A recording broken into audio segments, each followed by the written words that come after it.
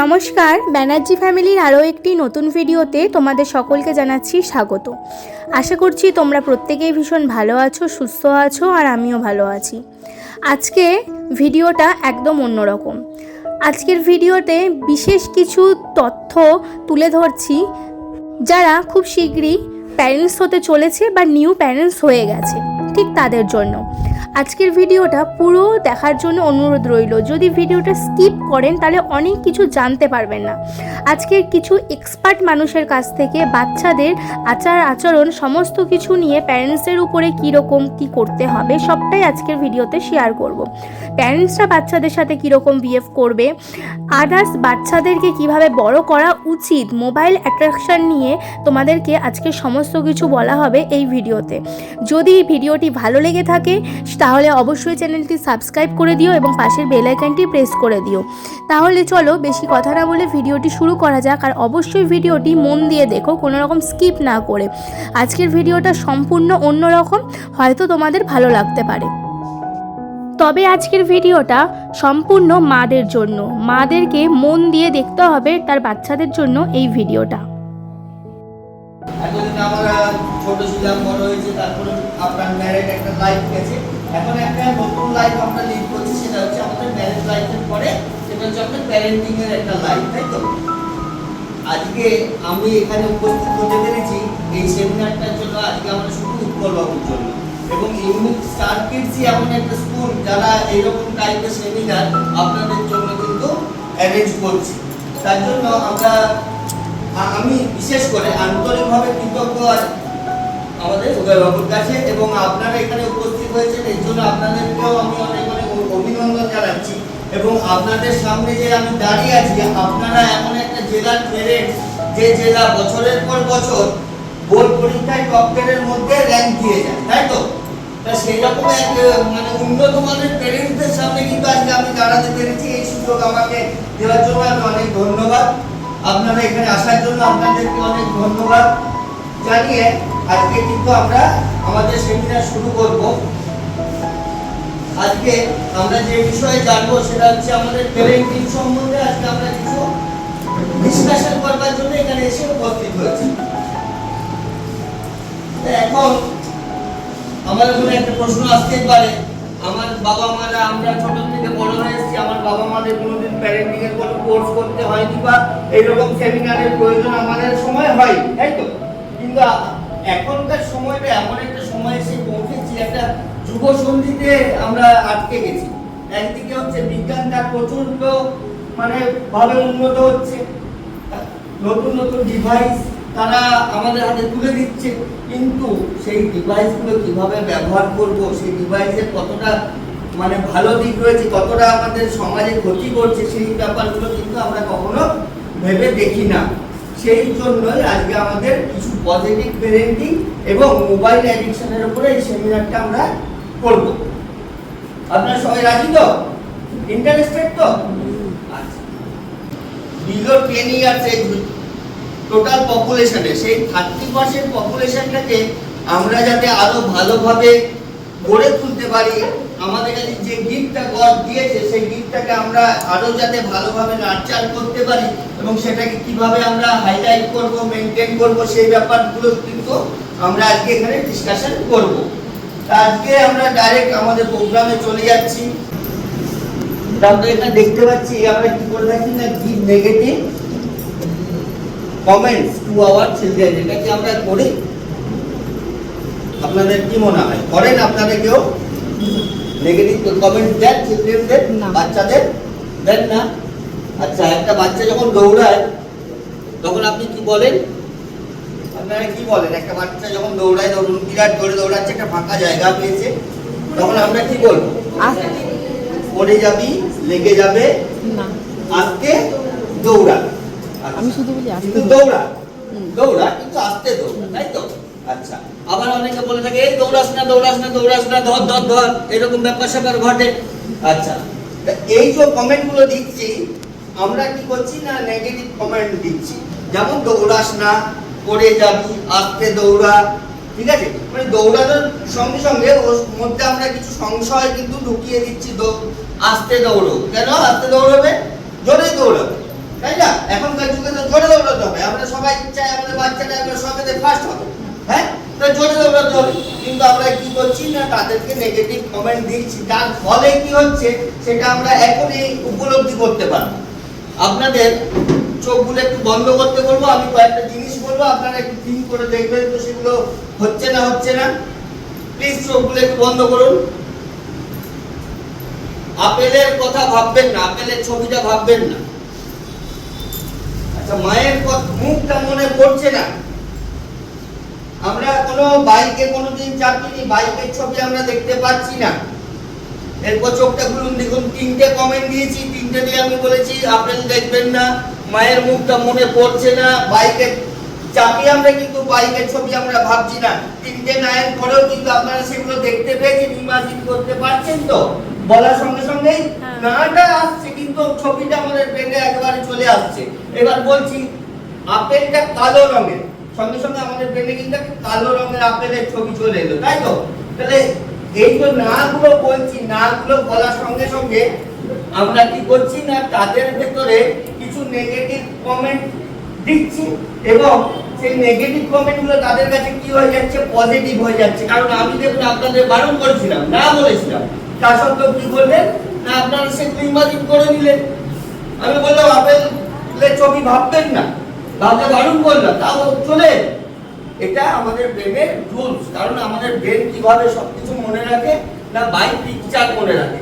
এবার সেই পিকচারটার পরে আমি নাই বলি আর যাই বলি, সেই পিকচারটা আমার মাথায় আসবে। আমি যখন বাচ্চাটাকে বলছি দৌড়াবি না, তখন ওর মাথায় পিকচার একটাই আসছে, সেটা হচ্ছে দৌড়তে হবে, তাই তো? তাহলে এরকম নেগেটিভ কমেন্ট আমরা হাজার হাজার দিই, তুই গাধা হবি, তুই গর্ব হবি, তোর মাথায় গোবর পড়ে আছে, তোর দ্বারা কিছু হবে না, তুই বাসন মাজবি, রিস্কা চালাবি ছেলে হলে বলি, কিন্তু এখন সেই রিস্কার প্রফেশনটাও চলে গেছে, তাই তো? তাহলে এরকম নেগেটিভ কমেন্ট দিলে আমরা কি দেখব না, আমাদের ছেলেদের ভেতরে একটা নেগেটিভ ইম্পালস তৈরি হচ্ছে। আমরা যেগুলো করতে বারণ করব, সঙ্গে না বলবো, সেগুলো কিন্তু আরো তারা বেশি বেশি করে করবে। তাহলে আমরা করব কি, আমাদের করণীয় কি? আমাদের তো বলতে হবে বাচ্চাদের যে এটা করিস না, ওটা করিস না, না হলে তো আমরা প্যারেন্ট নই। বাচ্চাদের যদি স্বাধীন ছেড়ে দিই ঘরের ভেতরে যা খুশি কর, তাহলে তো আমরা প্যারেন্ট হতে পারবো না। তাহলে আমাদের কি করতে হবে না, তাদের পজিটিভ কমেন্ট দিতে হবে। যেমন যে বাচ্চাটা দৌড়াচ্ছে, সেই বাচ্চাটাকে আমাদের বলতে হবে দৌড়স না, নয় হেঁটে হেঁটে যা। কি বলবো? হেঁটে হেঁটে যা। আপনি একদিন বলে দেখুন, আপনার ঘরের বাচ্চা যদি কেউ দৌড়ে দৌড়ে এরকম যাচ্ছে, আপনি সঙ্গে সঙ্গে এই কমেন্টটা দিয়ে দেখুন, যদি সে দৌড়ানো বন্ধ না করে হেঁটে হেঁটে না যায়, আপনি আমাকে এসে বলবেন। কারণ এটা আমি আমার ঘরে নিজে মানে দেখেছি, তাই জন্য আপনাদের সঙ্গে শেয়ার করছি। তাহলে আমাদের কি বলতে হবে? হেঁটে হেঁটে যা। যখন আমরা এই কথাটা বলবো, ওর মাথায় কি আসবে না, হাঁটার ছবি আসবে, ও হাঁটা শুরু করবে, দৌড়ানোটা ভুলে যাবে। কিন্তু আমরা যদি বলি দৌড়স না, তাহলে কিন্তু কি করবে, আরো জোরে জোরে দৌড়বে। এটা তো রিয়েল ফ্যাক্ট। তাহলে আমরা কখনোই কি করবো না, নেগেটিভ কমেন্ট দেবো না, সব বিষয়ে আমরা চেষ্টা করব কিছু পজিটিভ বলা, নাটা না বলে না এর জায়গায় অন্য কিছু, ঠিক আছে? আচ্ছা, আমরা নেক্সট স্লাইড চলে যাচ্ছি। Stop comparing with other children. আমরা সারা দিন করে থাকি, জানিস মন্টু কত ভালো পড়াশোনায়, ও মায়ের কথা শুনে, তুই একবারে শুনিস না। হ্যাঁ, আমরা বলি না, আপনারা হ্যাঁ কি না? হ্যাঁ, আচ্ছা দেখেছিস জয় অঙ্কে 100 তুই কি 70 পেয়েছি, তোর দ্বারা কিছু হবে না, এটা বলি তো? আচ্ছা, যদি ঘটনাটা উল্টে নিই, ধরুন আমাদেরকে আমার ছেলেরা বলছে, আমাদের বাচ্চারা বলছে, বাবা জানো জয়ের বাবার না একটা বিরাট বড় কি বলবো হন্ডা সিটি গাড়ি আছে, তোমার তো এই 800টা, তুমি পারো না একটা হন্ডা সিটি আনতে? তখন আমাদের কেমন ফিল হবে? যে আমার ছেলে আমাকে কম্পেয়ার করছে অন্য গার্জেনের সঙ্গে, কিন্তু আমরা সেই কাজটা প্রত্যেক দিন করি, এবং প্রত্যেক দিন আমাদের ছেলে মেয়েদের মানসিকতাগুলো একটা দৌড়ে মুচড়ে ভেঙে দিই। যখন বলি ও 100 পেয়েছে, তুই 100 পাসনি, তুই 80 পেয়েছিস, তাই না? তখন ওর মনে কি হয় যে আমি কেন করতে পারলাম না, একটা গিল্টি ফিল হয়। সেই গিল্টি ফিলিংটা আমরা করাই। কিন্তু সবাই বাচ্চারা আমরা ইন্ডিভিজুয়াল, আমাদের সঙ্গে কারোর কম্পেয়ার করবেন না। আমাদের আইবলের যদি স্ক্যান হয় কারোর সঙ্গে ম্যাচ হয় না, সেরকম হাতের ফিঙ্গারপ্রিন্টে স্ক্যান করলেও কারোর সঙ্গে ম্যাচ হয় না। আর তাহলে আমরা প্রত্যেকে ইন্ডিভিজুয়াল এবং ইউনিক, এবং আমাদের সকলেরই মধ্যে কিছু না কিছু এরকম গুণাগুণ প্রেজেন্ট আছে যেগুলো আমাদের খুঁজে বার করতে হবে। কম্পেয়ার করলে চলবে না, কম্পেয়ার করলে চলবে না। সেই গুণগুলো কিভাবে খুঁজে বার করা যায়, এগুলো অনেক লেন্থি প্রসেস, একদিনের সেমিনারে আমরা এগুলো সব করতে পারবো না। তাহলে আমরা দেখতে পেলাম কম্পেয়ারিং করলে কি হতে পারে। তাহলে আমরা কি করবো, না এই কম্পেয়ারিং করাটা বন্ধ করব, অন্যদের সঙ্গে তুলনা করাটা বন্ধ করব। এটা মনে করব আমার কাছে যেটা আছে সেটা বেস্ট, তেরা है और मेरा है, তাই তো? যেমনই আছে, যেটা আছে সেটা বেস্ট আছে, অন্যেরটা দেখে সেটার সঙ্গে তুলনা করলে চলবে না। Next, power of appreciation. যদি আমরা কোনো কাজ করি এবং আমাদের কেউ এসে বলে যে কাজটা খুব ভালো হয়েছে, তাহলে আমাদের কেমন লাগে? ধরুন আপনি ঘরে রান্না করলেন, আপনার ঘরে গেস্ট এসেছে, রান্না করে আপনি আপনার গেস্টকে খাওয়ালেন, গেস্ট খাওয়ার পরে সত্যি রান্নাটা ভালো হয়েছে, সত্যি রান্নাটা ভালো হয়েছে, কিন্তু গেস্ট খেয়ে এত ভালো লাগলো গেস্টের, যে গেস্ট বললো দাদা বা বৌদি কি রান্না করেছে, দুর্দান্ত খেতে হয়েছে। পরে আবার সেই গেস্টটাকে আপনি নিমন্ত্রণ করছেন বা সেই ডিশটাই রান্না করছেন অন্য কোনো দিন, সেই দিন দেখবেন ওই ডিশটা রান্না করার জন্য বা ওই যে এসছিল তাকে যে খাইয়েছিলেন রান্না করে, সেই যে অ্যাপ্রিসিয়েট করেছিল আপনাকে যে বৌদি খুব ভালো রান্না হয়েছে, পরের দিন রান্না করার সময় ওটা আপনার ব্যাক অফ দ্য মাইন্ড কাজ করবে যে আজকে রান্নাটা আরেকটু বেটার করতে হবে। হয় কি না? এটা আমাদের হয়ে থাকে তো। সেই রকম ভাবে আমরা যদি আমাদের বাচ্চাদের যে গুণগুলো আছে সেই গুণগুলোর উপরে ফোকাস করি এবং সেগুলোকে অ্যাপ্রিসিয়েট করি, তাহলে কিন্তু কি হবে না, তারাও সেই কাজটা করতে আরো আগ্রহী হয়ে উঠবে, তাই না? আমরা অঙ্ক সে পাচ্ছে না, আমরা কি বলছি তোর দ্বারা কিছু হবে না, তোর মাথাটা মোটা, এটা বুঝতে পারিস না, সোজা একটা বিষয়, হ্যাঁ এরকম বলে থাকি তো। তাতে তারা কি হয়, ডিমোরালাইজ হয়ে যায়, তারা ভাবতে থাকে যে সত্যি কি আমার মাথাটা মোটা, সত্যি কি আমার দ্বারা কিছু হবে না। কিন্তু সে যখন ওটা পারছে না, তখন পাশে আপনার সাপোর্টটা তার দরকার, কিন্তু আপনি সেই সময় সাপোর্টটা না করে কি করছেন, তাকে আরো ধাক্কা দিয়ে সরিয়ে দিচ্ছেন, তোর দ্বারা হচ্ছে, তাই না? তাহলে সেই জায়গায় আমাদের কিন্তু অ্যাপ্রিসিয়েশন দরকার। হ্যাঁ রে, এটা হচ্ছে না যেটা, সেটা যে ও পাচ্ছে না, এটা কিন্তু বুঝতে দেওয়া চলবে না।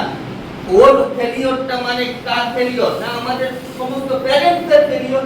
তাহলে তুই পাচ্ছিস না নয়, এটা আমরা পাচ্ছি না, আমরা আরো ভালো করে করব। কি করে করা যায় চ আমরা দেখি, তাই তো? তা সেই রকম ভাবে আমাদের কি করতে হবে, আমাদের ছেলেমেয়েরা যে সমস্ত কাজগুলো করবে সেই সমস্ত কাজগুলোকে যেমনই করবে, যেভাবেই করবে, সেটাকে আমাদের অ্যাপ্রিসিয়েট করতে হবে। ভালো হলে অবশ্যই ভালো বলবো। আচ্ছা, একটা জিনিস দেখবেন, একটা বোর্ডে টিচার লিখছে, একটা বোর্ডে টিচার লিখছে, গোটা বোর্ডটা লেখা হয়ে গেছে, সমস্ত লিটারেচারে যা পড়া ছিল খুব সুন্দরভাবে লিখে ফেলেছে টিচার। একটা জায়গায় একটা মিস্টেক আছে। সেই সময় একটা স্টুডেন্ট উঠে দাঁড়িয়ে বলল, স্যার আপনি বোর্ডে লিখেছেন ওই স্পেলিংটা মিস্টেক আছে। এইটাই স্বাভাবিক ঘটনা ঘটে থাকে। আমি যদি লিখি, কেউ যদি এখানে থাকে, তাহলে আগে সেই মিস্টেকটাই আমাদের চোখে পড়ে। কিন্তু ওই বোর্ডে যে অতগুলো ওয়ার্ড লেখা হলো, অতগুলো যে রাইট ওয়ার্ড লেখা হলো, তার জন্য কিন্তু কেউ আমাকে একবারও অ্যাপ্রিসিয়েট করে বলবে না যে স্যার আপনি সবগুলো ঠিক লিখেছেন, স্যার একটা ওয়ার্ড ভুল লিখেছেন, কেউ বলবে না, তাই না? আমরা ঘরে আমার ছেলেদের কি দিয়েছি না, হোমওয়ার্ক করাচ্ছি, এই এতটা কাজ করে রাখবি, আমি এসে অফিস থেকে এসে দেখবো, তাই তো? কিন্তু কি করে থাকি, অফিস থেকে এসে দেখলাম যে মাত্র 20টা দিয়ে গেলাম, 8টা করেছে, বাকিগুলো করেনি। আমরা কি বলবো, কেন হয়, কানটা চলে আসবে আমাদের হাত, তাই তো? আচ্ছা, তাহলে আমরা কিন্তু সে যে 8টা করেছে, এই 8টা করার জন্য কিন্তু তাকে আমরা কোনো অ্যাপ্রিসিয়েশন বা গিফট বা তাকে বাহবা কিন্তু দিলাম না। কি জন্য 12টা করেনি বলে তাকে আমরা কি করলাম না, পানিশমেন্ট। আটটা করার জন্য সে কিন্তু কিছু পেলো না, কিন্তু আটটা করতে তো তার এফোর্ট লেগেছে, সেই এফোর্টের দাম কিন্তু আমরা আমাদের বাচ্চাদের দিচ্ছি না, তাই তো? তাহলে এরকম ভাবে আমাদের কি করা দরকার না অ্যাপ্রিশিয়েট করা খুব প্রয়োজন। Next, as a good or bad or boy or girl, তাহলে আমরা কি বলি আমাদের বাচ্চাদের very good boy, very good girl এরকম বলে রাখি। হ্যাঁ, কোন একটা কিছু বললো good boy, good boy, good girl এরকম ভাবে আমরা বলি। তাহলে এই যেটা করছি আমরা কি করছি না তাকে ভালো বা খারাপ শুধু এইটুকু বলছি, কিটা ভালো না বা খারাপ না তার যে বিহেভিয়ার সেইটা আমাদের কিন্তু বলতে হবে ভালো না খারাপ। আচ্ছা বলুন তো, একটা মানুষ সব মানুষের কাছে ভালো হতে পারে? কোনোদিন হতে পারে না। কিছু কিছু মানুষের কাছে সে খারাপ, আবার কিছু কিছু মানুষের কাছে সে ভালো। যার কাছে খারাপ তার সঙ্গে সে এমন বিহেভিয়ার করেছে যার জন্য সে খারাপ, তাছাড়া তো কোনো খারাপের কারণ নেই, কারণ সে তো আরো 40টা মানুষের কাছে ভালো। তাহলে সেই বিহেভিয়ারটাকে আমাদের গুরুত্ব দিতে হবে। আমরা যদি শুধু চাইল্ডটাকে বলি you are good boy, you are good girl, তাহলে কি হবে না সেভাবে আমি একটি বস্তু যেটা ভালো এবং যেটা খারাপ, কিন্তু আমি ভালো বা আমি খারাপ নই। খারাপটা কি না আমার বিহেভিয়ারটা খারাপ, আমার অ্যাটিটিউডটা খারাপ, এগুলো খারাপ হতে পারে, কিন্তু আমি তো খারাপ হতে পারি না, কারণ আমি তো কারুর না কারুর কাছে ভালো। সেরকম ভাবে আমাদের কি করতে হবে না তাদের বিহেভিয়ারটাকে, সে যদি কোনো রেজাল্ট করেছে, রেজাল্ট নিয়ে সে 98% পেয়েছে, 98% পেয়েছে, দৌড়ে দৌড়ে এসে আপনাকে দেখাচ্ছে মামা আমি 98% পেয়েছি, তাই তো? আপনি কি বলবেন গুড রেজাল্ট। এইটুকু বললে তার যে 98% পাওয়ার পেছনে যে খাটুনিটা, মেহনতটা, সেটা কিন্তু আমরা তার ডিলিট করে দিলাম, তার গুরুত্ব আমরা দিলাম না, কি সে ফোকাসটা করে দিলাম না শুধু রেজাল্টটা। তাহলে রেজাল্টটাতে যদি ফোকাস করি তাহলে কিন্তু সারা জীবন সবকিছুতেই আমি যে বিরাট ভালো রেজাল্ট করবো তা নয়। আমাদের কিসে ফোকাস করতে হবে না ওই রেজাল্টটা করার জন্য যে এফোর্টটা দিয়েছি, তখন আমাদের বলতে হবে তুমি যে এফোর্টটা দিয়েছিলে তার ফলে তুমি 98% পেয়েছো। এফোর্টটাকে আমরা তুলে ধরবো না, এফোর্টটাকে আমরা কি করবো না তুলে ধরবো। আমরা আমাদের ছেলে মেয়েদের গুড বা ব্যাড বলে জাজ করবো না, তাদের বিহেভিয়ারটা গুড বা ব্যাড বলে জাজ করবো। ক্লিয়ার তো? বোঝা যাচ্ছে তো ব্যাপারগুলো? ক্লিয়ার তো? এরকম ঘটনা ঘটে তো আপনাদের সঙ্গে?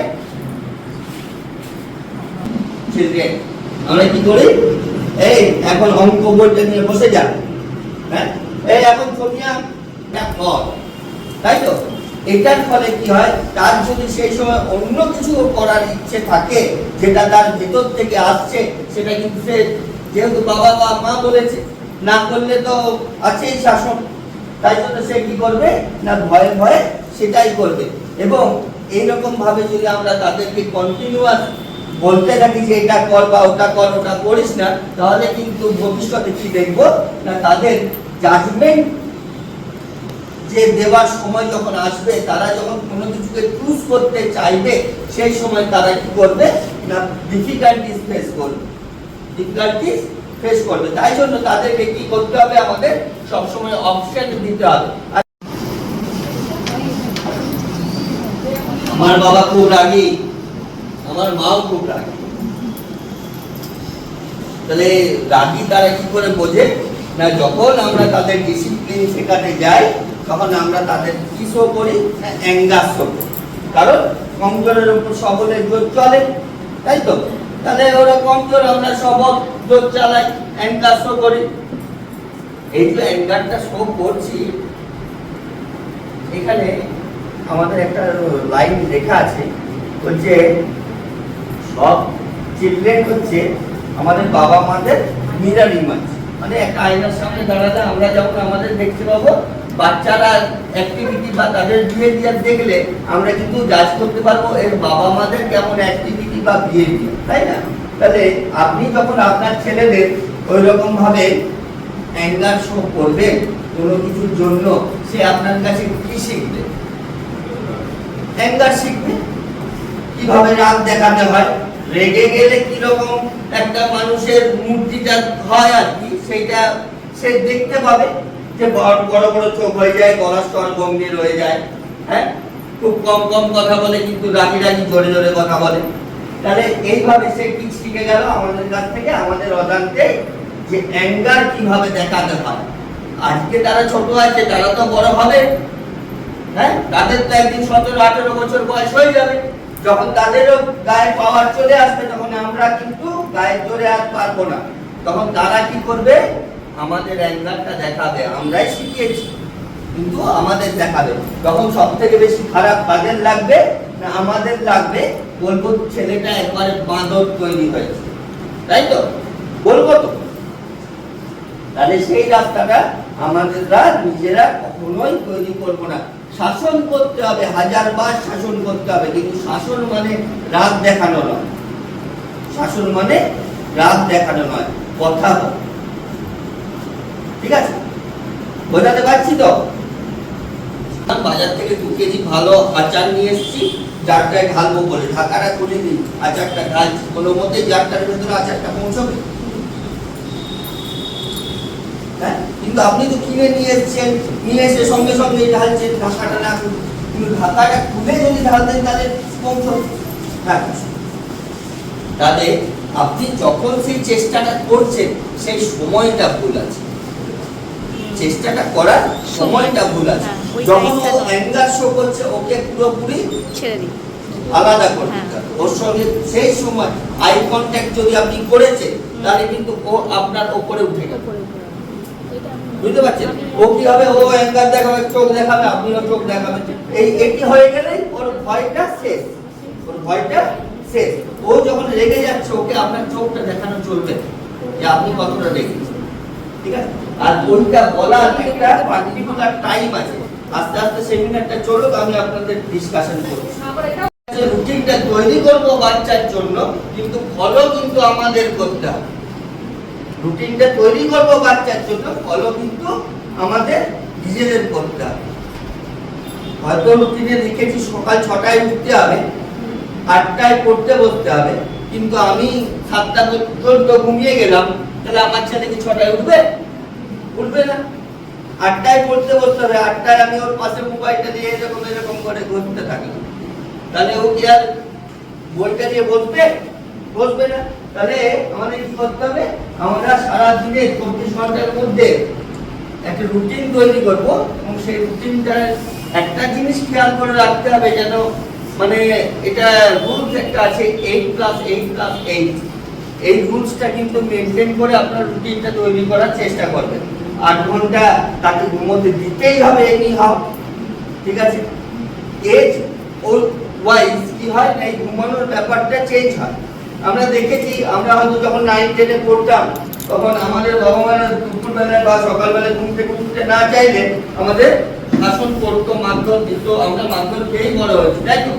তাহলে কিন্তু তারা জানতো না যে একটা টিনেজ বয়সের ছেলে মেয়েদের কতটা ঘুমোনোর দরকার। আজকে ঘরে বাবা মারা জানে না যে ছেলেদের থেকে মেয়েদের ঘুমের প্রয়োজনীয়তাটা বেশি। একটা মেয়ে যদি ঘুমোয়, তাহলে আমরা ঘাটটা ধরে বলি, এই দুপুরবেলায় ঘুমোচ্ছিস, ওর করি কিনা? তাহলে এই নলেজ গুলো আমাদের থাকা দরকার। একটা মেয়ে ঘুমের প্রয়োজনীয়তা একটা ছেলের তুলনায় বেশি, একটা মেয়ের হাংরি ফিলটা একটা ছেলের তুলনায় বেশি হয়, ছেলের তুলনায় মেয়েরা বেশি খাবার খায়। এগুলো আমাদের জানতে হবে। যদি কেউ বলে, দেখ মেয়েটা সবসময় খাই খাই খাই খাই করে, এই তো খেলি, আবার কি রে, এই মাত্র তো ভাত খেলি, এখন আবার কি খিদে পেয়ে গেল? না, ওদের খিদে পায়, ওটা সত্যি ঘটনা, ওটা আপনাদের সাপোর্ট করতে হবে। আজকের ভিডিওটা অনেকটা বড় হওয়ার কারণে মোবাইল অ্যাট্রাকশানটা আমার নেক্সট ভিডিওতে আপলোড করছি। আজকের ভিডিওটি তোমাদের যদি ভালো লেগে থাকে আর এই ভিডিও থেকে আমরা মারা যদি কিছু শিখতে পারি, তাহলে অবশ্যই কমেন্টে জানিও। একজন এক্সপার্টের কাছ থেকে এই জিনিসটা আমরা আজকে শুনে নিয়ে সত্যি নিজেদেরকে অনেকটা চেঞ্জ করার জন্য প্রস্তুত করছি, কারণ আজকে বাচ্চাদের সম্পূর্ণ জীবনটা ভবিষ্যৎটা তৈরি করি আমরা মা বাবারাই, প্যারেন্টসরাই। তাই জন্য সেটা সঠিক পদ্ধতিতে তৈরি করতে হবে। তাহলে চলো আজ আসি, দেখা হবে খুব শীঘ্রই নতুন আরও একটি ভিডিওতে। নেক্সট পার্টের ভিডিও অবশ্যই আমি আজকেই আপলোড করে দিচ্ছি। আজকের ভিডিওটা সকালের দিকে আপলোড করলে আজকে যে ভিডিওটা মোবাইল অ্যাট্রাকশন নিয়ে আপলোড করছি সেটা বিকালের দিকে আপলোড হবে। তোমরা অবশ্যই প্লিজ ভিডিওটি দেখো, অনেক কিছু জানার আছে, অনেক কিছু শেখার আছে যা আমরা এখনও অবধি জানি না বা শিখিনি। আমরা শুধু মা হয়েছি বা অভিভাবক হয়েছি তা নয়, আমরা একটা নতুন জীবনে পা দিয়েছি, আমরা নতুন মাদার হয়েছি। তাই জন্য একটা বাচ্চাকে নতুনভাবে এখনকার যুগে তৈরি করার জন্য যে জিনিসটা প্রয়োজন সে জিনিসটা আজকের এই ভিডিওতে আমি আপলোড করেছি। তাই অবশ্যই মন দিয়ে ভিডিওটি দেখো। তো চলো আজ আসি, দেখা হবে খুব শীঘ্রই।